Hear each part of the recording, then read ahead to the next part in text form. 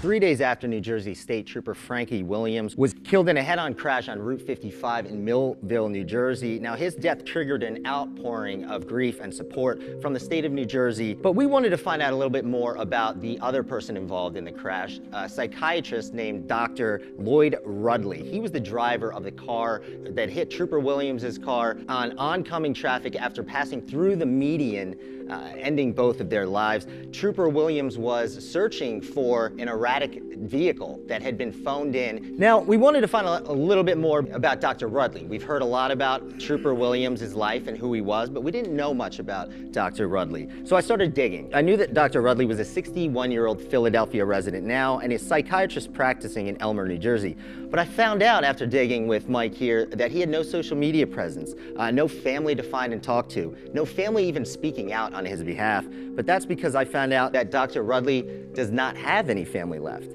I met his best friend, who he considered family, in Elmer, New Jersey today, and her name is Christy Schaller. They've known each other since they were 4 years old. So I've known him all my life, and all he ever wanted to be from 10 years old was a psychiatrist. Wow. Christy is upset at some social media posts saying that Dr. Rudley must have been drunk, must have been on drugs. Maybe he was suicidal. There's always someone to blame when an officer dies in the line of duty, but she thinks maybe sometimes it is actually genuinely an accident. They don't know what they're talking about. They don't have the facts. When there's an accident like that, the first thing people think is alcohol or something. He never touched alcohol a day in his life, or drugs. Now, I asked her who Dr. Rudley was to her and her family. We were his only family. I mean, he had a mom and dad, and they died 20-some years ago. And it was always us. Now, I then addressed his health that has been talked about. Christy told me that he was diagnosed with diabetes when he was 8 years old. She used to watch him inject insulin into himself. Now, he had a medical episode about 3 years ago, and Christy got worried when he wouldn't answer the phone, sent her brother to his house. He was unconscious on the floor of his kitchen from a diabetes-related seizure that he had. Since then, he had reduced his workload. He was only working on weekends, trying to regain his health back. So from what I learned from him, he seemed kind of like a loner. You know, he didn't have many friends. He didn't have people that he hung out with. He didn't hang out with his coworkers. I asked if he was depressed in any way, or if he was a loner or suicidal possibly. I mean, he had never had a thought of suicide or anything like that. He was a gentle soul.